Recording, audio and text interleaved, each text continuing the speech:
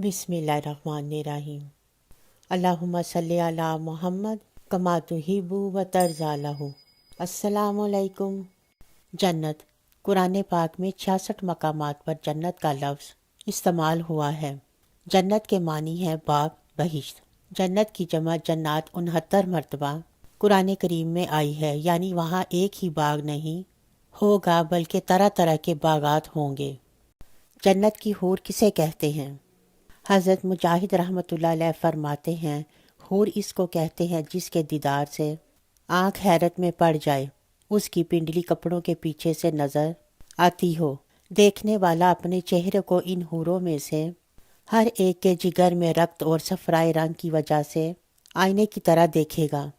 سورہ الرحمن میں اللہ تعالیٰ ارشاد فرماتے ہیں، ترجمہ: ان باغوں کے مکانات اور محلات میں نیچی نگاہ والیاں یعنی حوریں ہوں گی کہ ان جنتی لوگوں سے پہلے ان پر نہ تو کسی آدمی نے تصرف کیا ہوگا اور نہ ہی جن نے، یعنی بالکل محفوظ اور مستعمل ہوں گی۔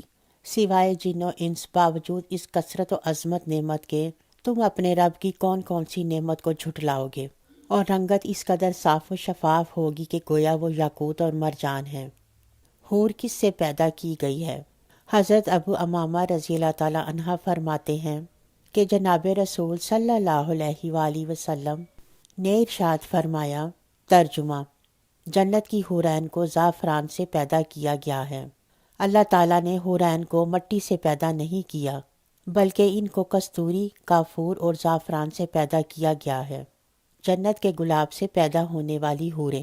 حضرت زبا کیسی رحمۃ اللہ علیہ فرماتے ہیں کہ میں نے حضرت مالک بن دینار رحمۃ اللہ علیہ سے سنا، آپ نے فرمایا، جنات النعیم، جنات الفردوس اور جنات العدن کے درمیان واقع ہیں۔ ان میں ایسی حوریں ہیں جو جنت کے گلاب سے پیدا کی گئی ہیں۔ ان سے پوچھا گیا، ان جنات النعیم میں کون داخل ہوگا؟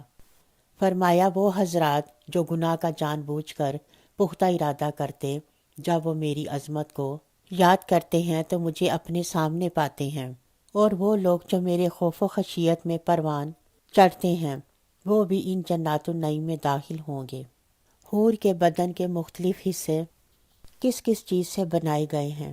حضرت عبداللہ بن عباس رضی اللہ تعالیٰ عنہ فرماتے ہیں کہ اللہ تعالیٰ نے حورین کو پاؤں کی انگلیوں سے اس کے گھٹنے تک زعفران سے بنایا ہے، اور اس کے گھٹنوں سے اس کے سینے تک کستوری کی خوشبو سے بنایا ہے، اور اس کے سینے سے گردن تک شعلے کی طرح چمکنے والے عنبر سے بنایا ہے، اور اس کی گردن سے سر تک سفید کافور سے تخلیق کیا ہے۔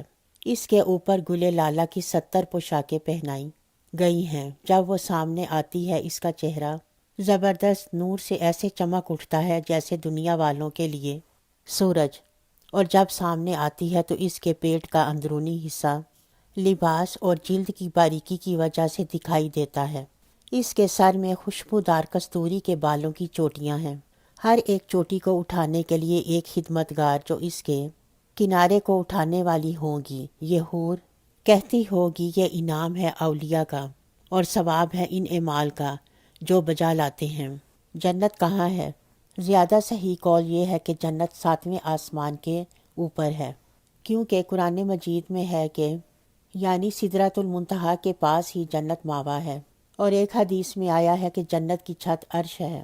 جنتیں کتنی ہیں؟ جنتوں کی تعداد 8 ہے، جن کے نام یہ ہیں۔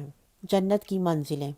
حدیث شریف میں ہے کہ جنت کے 100 درجے ہیں، اور ہر 2 درجوں کے درمیان 100 برس کی راہ ہے، اور ایک حدیث میں یہ بھی آیا ہے کہ جنتی لوگ جنت کے بالا خانوں کو اس طرح دیکھیں گے جس طرح تم لوگ زمین سے مشرق یا مغرب چمکنے والے تاروں کو دیکھا کرتے تھے۔ جنت کے پھاٹک۔ حدیث شریف میں ہے کہ جنت کے پھاٹک اتنے بڑے بڑے ہیں کہ اس کے دونوں بازوؤں کے درمیان 40 برس کا راستہ ہے، مگر جب جنتی جنت میں داخل ہونے لگیں گے تو ان پھاٹکوں پر ہجوم کی کثرت سے تنگی محسوس ہونے لگے گی۔ جنت کے باغات۔ جنت کے باغوں کے بارے میں نبی اکرم صلی اللہ علیہ وآلہ وسلم کا ارشاد ہے کہ مومن جب جنت میں داخل ہوگا تو وہ 70,000 ایسے باغات دیکھے گا کہ ہر باغ میں 70,000 درخت ہوں گے، اور ہر درخت پر 70,000 پتے ہوں گے، اور ہر پتے پر یہ لکھا ہوگا، اور ہر پتے کی چوڑائی مشرق سے مغرب تک کے برابر ہوگی۔ اللہ پاک سے دعا ہے کہ وہ ہمیں اور آپ سب سننے والوں کو اپنی سچی عبادت کی توفیق عطا فرمائے، آمین۔